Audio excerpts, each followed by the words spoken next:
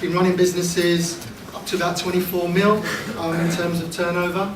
So I've had 2 MD roles at BMG Music. That's not BMG, that's now in Sony over there. It's the same company, but I was working internationally in markets like Indonesia and Malaysia as the one non-local going in and changing companies and building things from scratch. So my experience is startup, it's rapid growth, it's business transformation, it's lots and lots of change. For the last 5 years, I've been SVP of digital music at We7. We7 is a music streaming site that recently got bought by Tesco's. Very much, if you don't know it, it's a streaming site for the mass market, so the people that listen to music for 5, 10 minutes, 15 minutes at a time. It's not for the heavy user that tend to gravitate towards a Spotify. So it's a free music site funded by advertising.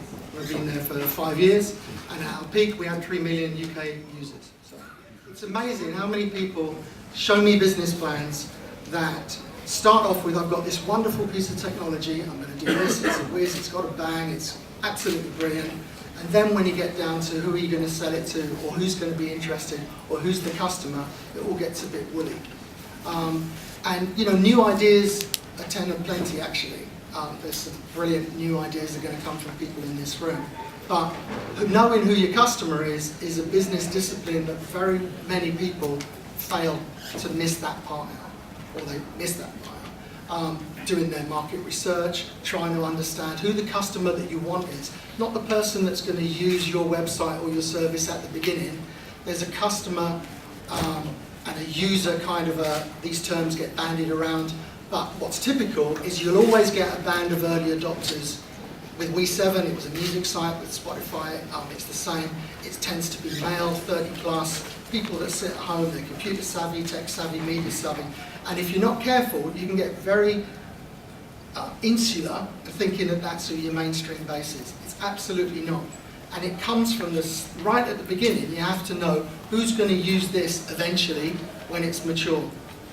If you can know that, then everything that you do has to be targeted towards that. And you mustn't get swayed by the people who just happen to find you at the beginning and just happen to be using it in certain ways and maybe really love all the layers of technical sophistication that you're building into something, because that's not where your mass market was.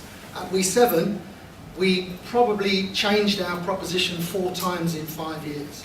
And that's a constant education for us, for over-speccing things, because where we sat in the market, which was completely mainstream, less than 1% crossover with the Spotify population, where we sat, we realised that we'd gone way too far in terms of speccing what people wanted. We licensed, we built an on-demand Rolls Royce. You're in the front seat, you can drive, you can pick whatever you want, whenever you want. It's absolutely brilliant.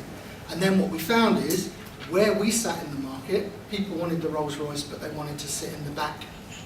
So we needed to bring lots and lots of features and very simple things, which now get called interactive radio and the kind of features that you're seeing on all other services. But 2 to 3 years ago, we were understanding that that's where people need to be. So you must build a customer-centric organisation, even if there's 4 of you or there's 10 or 12 of you. The worst thing possible is that technology people sit designing things that they think are right for them, because then the tail wags the dog.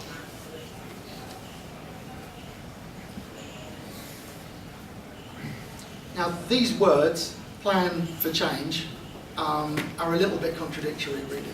But the main thing is, the main thing with plan for change, like plan for slideshows, is that you must have a fixed system, you must have something in place, you must have some benchmarks that you're aiming at. But all of us that are working in content and technology, and we're making music and these kinds of things, the landscape is changing so fast. You can't be completely reactive. You've got to have a plan. But you've got to be, in business speak, you'll say things like, it's agile, or it's an emergent strategy, which kind of means you make it up as you go along. But know you're going to make it up as you go along, and build room and spec for that. Don't have a product roadmap that goes beyond 12, that's 12 months long and you've got your head in the bunker because that's what you believe is the killer feature that will do it. Because it won't, it will have moved on by then. So inside an organisation, you must build the sensors around you that give you information all the time that help you plan to change and adapt to changes as you go forward. Now this phrase, get the right people on the bus, is from Jim Collins. I don't know if any of you know, Good to Great is a business text that's seen as one of the leading examples of showing the types of behaviour that come in the really high performance companies. Getting the right people on the bus, the other side to that is getting the wrong people off the bus, and also knowing where the bus is going. And you know, these things, these words sound really simple, but for a startup, they're absolutely critical, because when you start off, it's you, and it's your little team around you, and you are the culture. But by the time you get to 9, 10, 12 people, then that's working with a startup now who are extremely worried about the next hire that they make, because they've got a brilliant team, 7 people, they built it as it is, it appeals to their customers, the culture of it is exactly right. But they need something called sales. But they hate calling sales, because that's not cool. They don't want to say anything to do with sales. But actually, they'll think, well, what we need is a brand sponsorship manager, or we need a partnership advocate, or we need a thought leader. Actually, it's sales. How they go forward depends upon them getting revenue from that person. So, you know, getting the right people on the bus is all about thinking about what does the business need, what behaviours will bring that to the business, and then interviewing people for competencies based on those behaviours. And it's a challenge, and it's very, very critical in small organisations, because you get this wrong and companies go down the wrong path very quickly. It's going to stay at 4. It's going to go to 5. Oh, okay. Yes. Well, hey! So there's a theme. But vive la différence, what does that mean? That means, what is it about you that makes you different? You have to know that. There has to be a USP. If we're a music jukebox with 11 million tracks, we're not unique. We can all think of another 5 or 6 that have done that. If you're an artist, yes, you're unique, but then you put your music in the same place as everybody else. So that's not unique. So if you're a service, what you have to think about is, what's the brand, what's the experience, what am I going to talk about, and the way that I talk about every time, in order that somebody understands and recognises that and comes back to me. If that's a USP, that's what it needs to be. There are schools of thought in business where the whole strategic choices that a company makes is based around the difference and the USP. And yet if you ask a lot of tech companies, actually they don't really know what it is, other than an interesting idea that might be a commonplace thing in a year's time. So the difference is all about the heart of the company, and the vision and the mission and those kinds of grand words. But it comes down to what makes us special, what makes us unique, and do the people in the company think about that enough? And the final one, is it going to stay at 5, or where's it going to go next? The good one with this is that oh, look at that, it's gone on. Okay, well with this one I've cheated and put 5 different themes on there anyway to try and squeeze a little bit more in. But in terms of measurement, it is amazing how many companies don't measure things enough and where they put their measurement. With the internet, data is everywhere, and you can get absolutely buried in it. So there is a skill to knowing what in business speak you would call a KPI or a critical success factor. What's the 3, 4, 5 things that I must keep my eye on in order to know if the business is achieving what it's setting out to achieve or not? And what measurements do I need? Because actually, as a business leader, that's all I want to see. Other people can do all the other stuff. I just want to see those things.